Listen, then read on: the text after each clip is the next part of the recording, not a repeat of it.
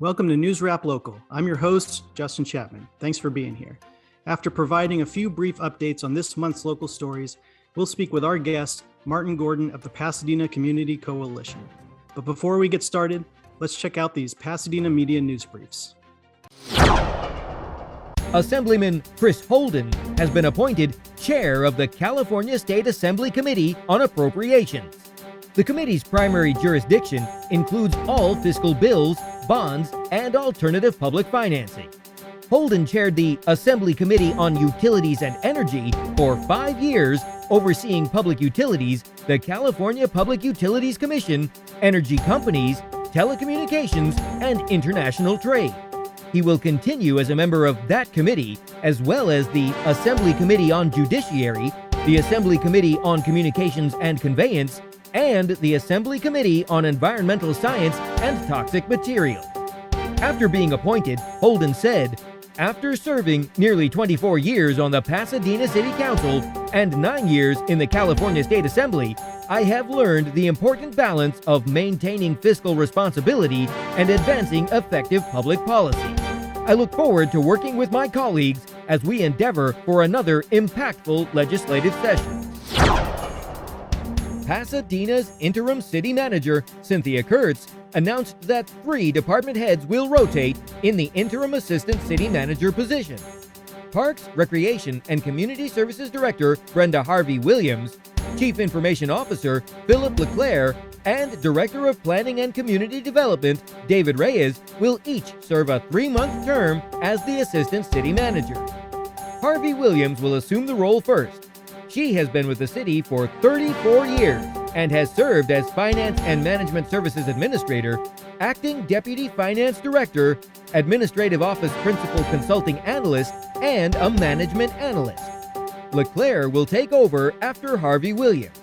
He has served as the city's Chief Information Officer since 2008 and is responsible for leading the city's technology strategy, IT operations, security, and customer service for the Department of Information Technology. Reyes will take his turn last. As the director of the Planning and Community Development Department, he oversees about 80 employees who review planning proposals and develop land use policies. He also brings nearly 20 years of professional planning experience. With the start of the new year, hundreds of new state laws went into effect beginning January 1st. SB 16 makes more police personnel records subject to public disclosure. AB 127 will allow prosecutors seeking a warrant for a police officer's arrest to go directly to a judge to secure it. SB 241 allows California courts to continue to offer remote civil hearings until July 1st, 2023. SB 320 creates rules to help guarantee that weapons are relinquished after a domestic violence restraining order is issued. AB 453 makes removing a condom without a partner's consent sexual battery, while AB 939 prohibits attorneys from using how a victim was dressed as evidence.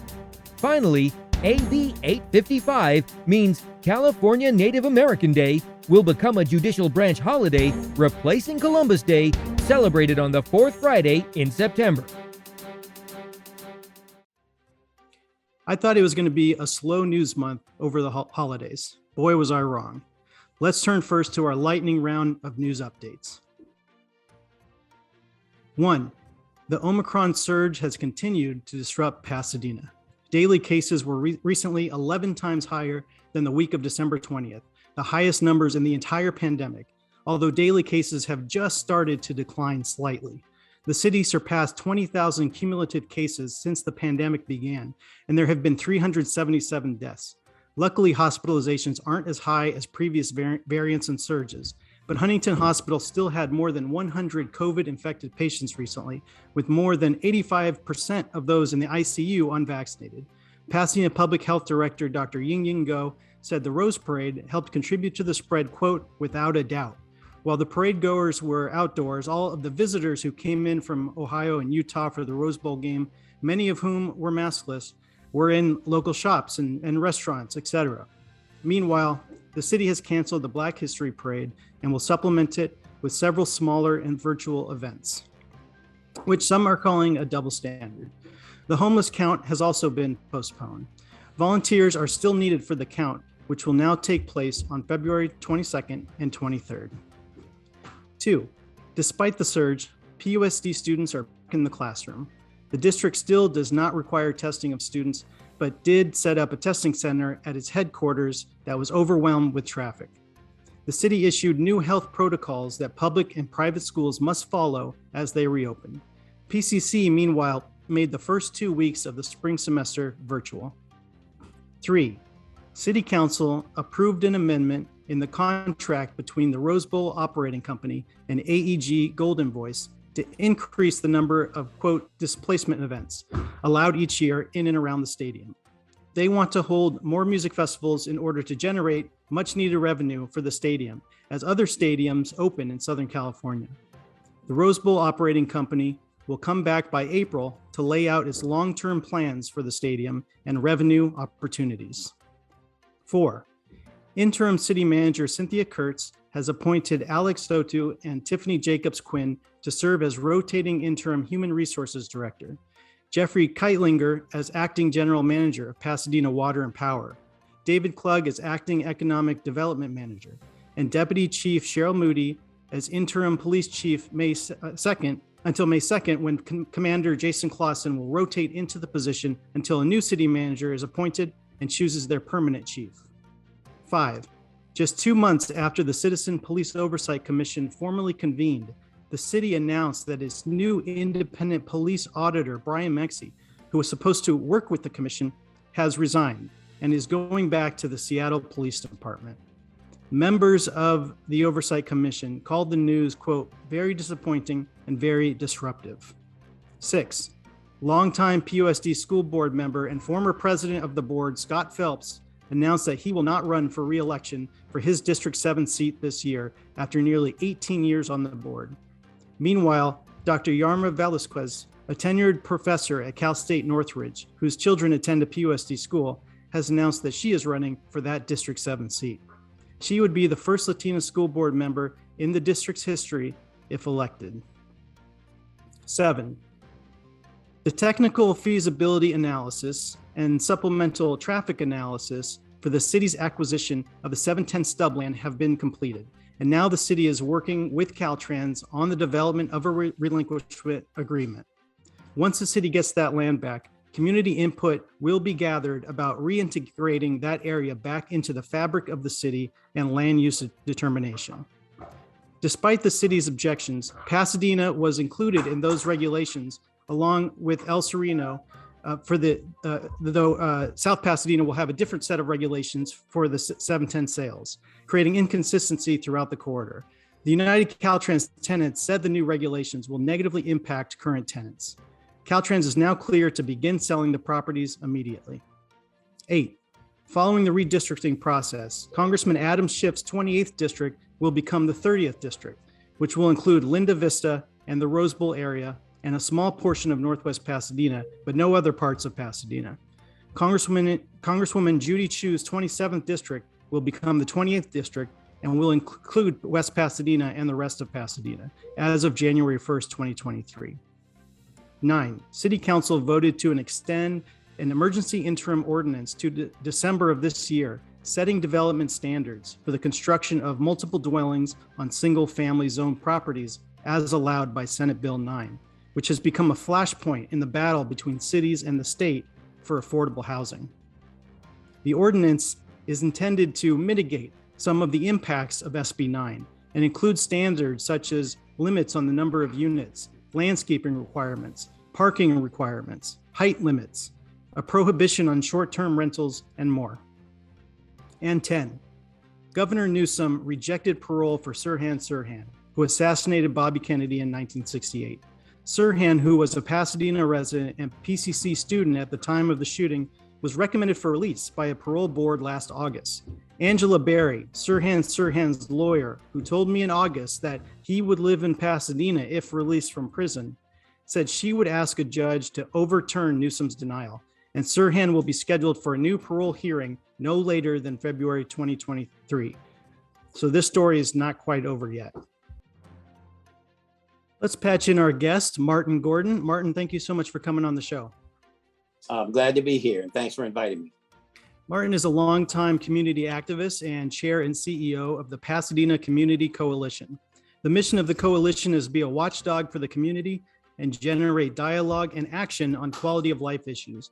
Martin's civil and human rights advocacy work spans several decades with many local organizations, such as the ACLU Pasadena Foothills Chapter's Police Practices Committee, NAACP Pasadena Altadena Chapter, the League of United Latin American Citizens, the League of Women Voters, Hollywood's Community Police Advisory Board, Leadership Pasadena, Men Educating Men About Health, and more. So Martin, let's jump right in here. One of the biggest stories this month, of course, is interim city manager Cynthia Kurtz appointing 2 rotating interim police chiefs to replace former Chief John Perez. What do you think about that decision? What should they have done differently? What should they do going forward? Do you want me to laugh first or say something else? This is just ludicrous to start with. I like to make an analogy, just a quick one. If the president of the United States left, would you go and find somebody in the Congress or somebody else? Would you go to the vice president, or would it make sense to start rotating people through the presidency? This is a big thing in Pasadena. Who the chief is of the police department in Pasadena is a big deal. And so to think that, a couple of things concern me about it. Number one is, who appointed her chief? Well, we know that John Perez appointed her chief. So by kind of saying we need to rotate people through, they're disrespecting John himself. He said, this is the person who I want, who I think can be here in place instead of me. Besides that, she's a 29-year, veteran of the force. She's done all these different things. I don't even want to go through it. I was looking at some of the things that she had done, including being on SWAT, being the first sergeant, to do a number of things. And I'm not even going to go through it. It's been all in the newspaper. The bottom line is, what does this kind of make you feel like? Immediately, I start going, wait a minute, is there a little misogyny, a little racism, a little sexism? Is this a glass ceiling thing? Guess what, young Black woman? And woman too, I'm a woman too. There's a ceiling here for me. I don't like this. And it also it kind of makes me feel like the 2 Pasadenas again. We talked about this for many years, the 2 Pasadenas. There's a Pasadena for the white chief. It's a Pasadena for everybody. But when a Black person comes and gets that position, all of a sudden the rules change. John was okay to become the chief or the interim chief before becoming chief. And the excuse that I keep hearing, this came to me directly. And I want you, maybe you can understand it better than I can, because you're a lot smarter than I am, and I know that, Chester, is they said, well, you can't have her be the interim chief, because if you do that, other people may not apply for the job. Are you filthy kidding me? If they don't want to apply for the job, they don't belong in Pasadena. You know why? We are so hard on our chiefs that if a interim chief scares you, do not apply. We don't want you here. So that just doesn't hold water. So the bottom line, somebody please tell me what the underlying thing is. Let me go one step further, because I'm not sure people are understanding this. I'm going to take the deputy chief, make her the interim chief for 4 months.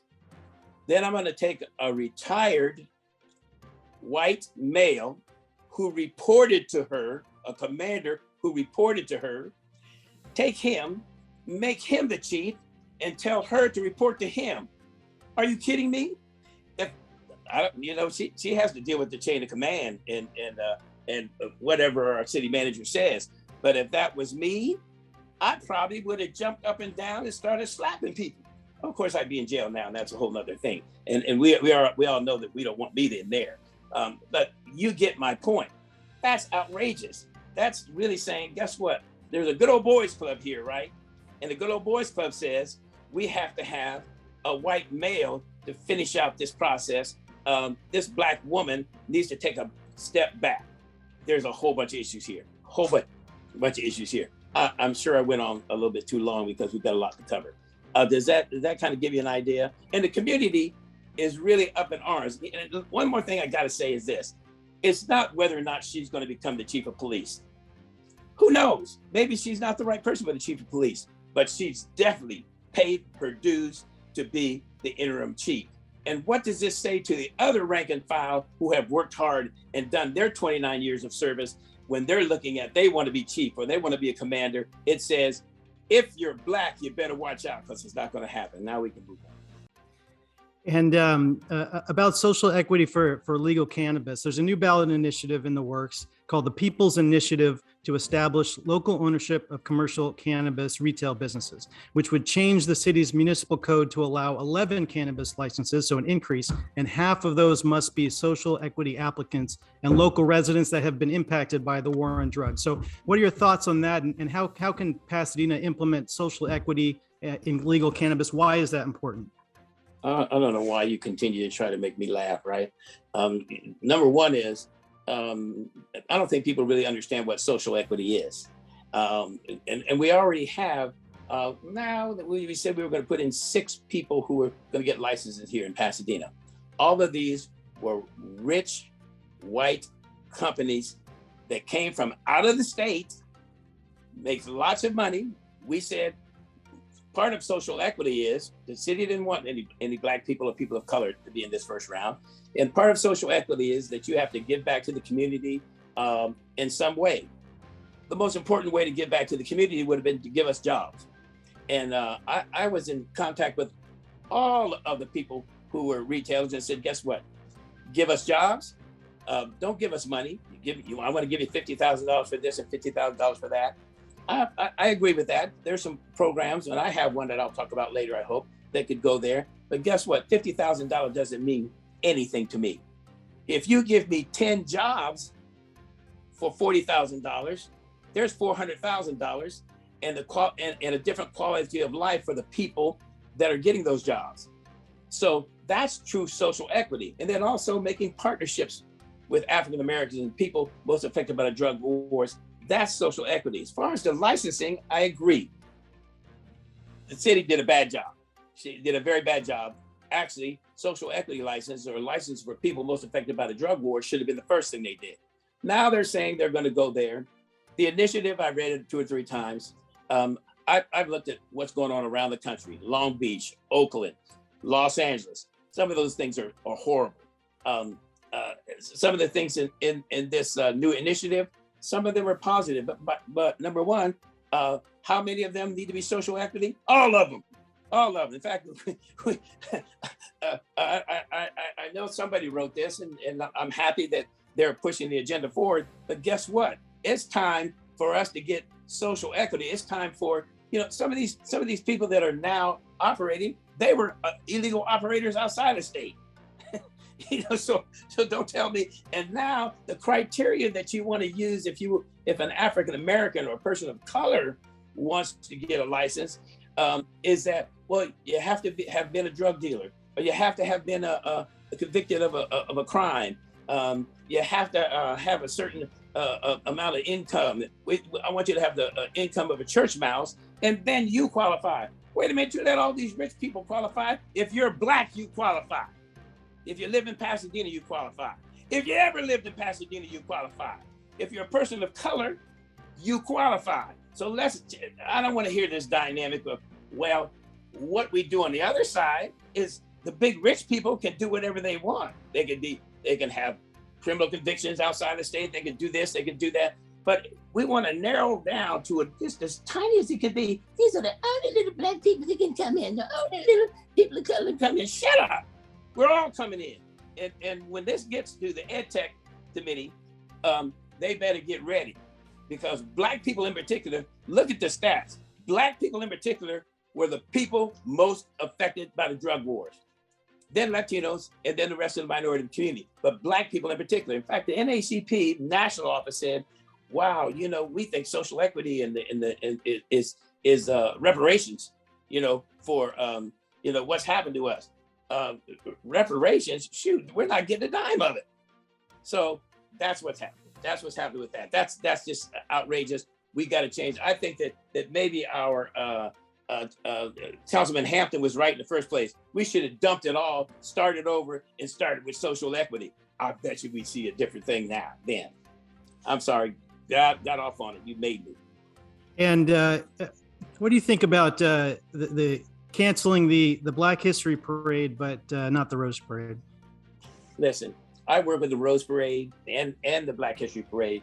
I worked with the Black History Parade during the time when one of the people that was in charge of the city told me, we don't want the Black History Parade to get too big. This is just for you little Black people in the Northwest. Who the hell do you think you're talking to? You know? And so there has been a kind of disrespect for the Black History Parade for years and years and years, that it's not important. It's the biggest Black History Parade, I believe, in Southern California. But I was told that it was not, and it was not important. And at one time when I wanted to expand it, I was told this is not something that needs to be expanded. So canceling the Black History Parade. Listen, the Rose Parade had a lot of ability to control the circumstances. I went to the parade because I wanted to see what it was going to do, the road. And they made sure that everybody that came in had either a COVID test saying they were negative, or they had been vaccinated. And they have a controlled environment.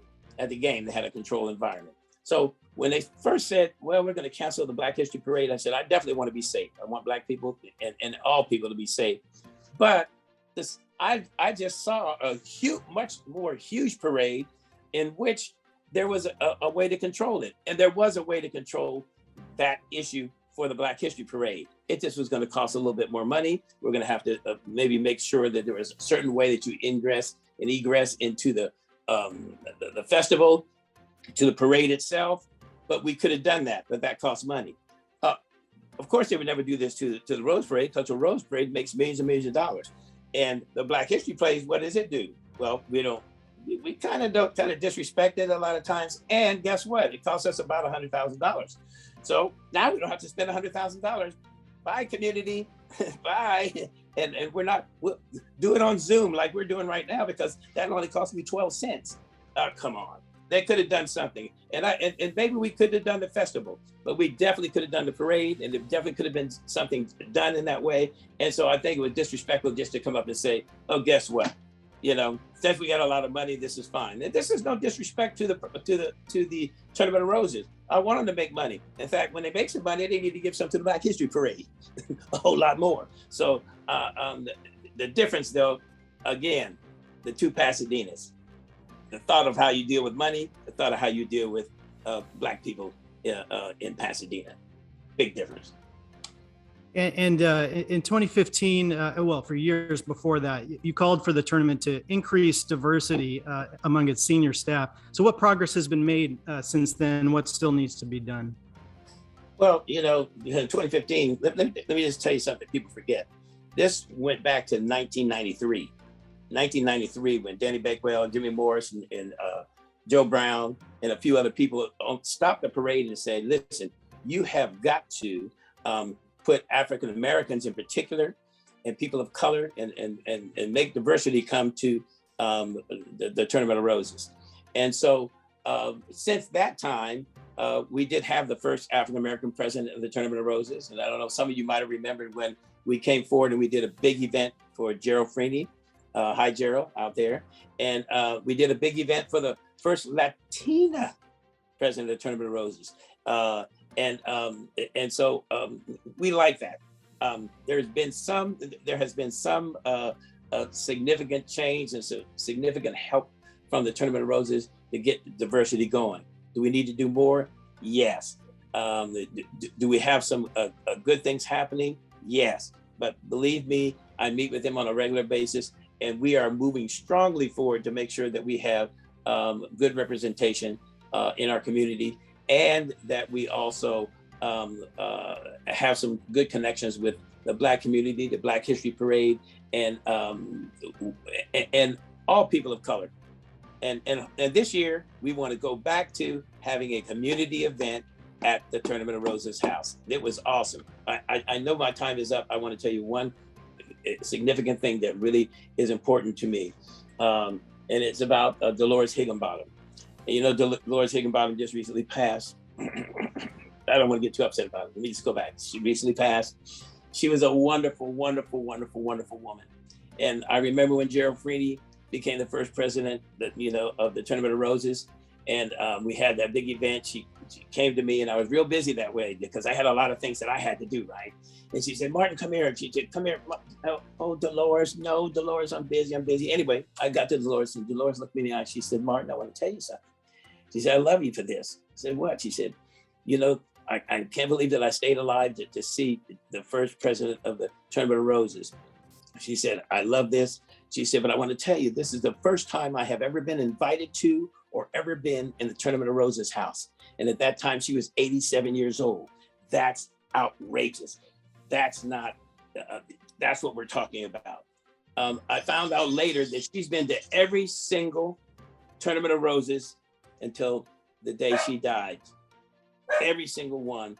And her highlight was that she finally got invited to the Tournament of Roses. And we're all invited again this year. That's what this is about. I know I went too far. Martin, thanks so much for joining me. I really appreciate you taking the time to come on the show and talk to me about your work in the community. Thank you. I hope you'll have me back. I got a lot more to say, my brother. Thank you. Take care. Before we go, here is this month in Pasadena history. It was this month in 1931 when Albert Einstein first visited Pasadena. He also visited in the winters of 1932 and 1933.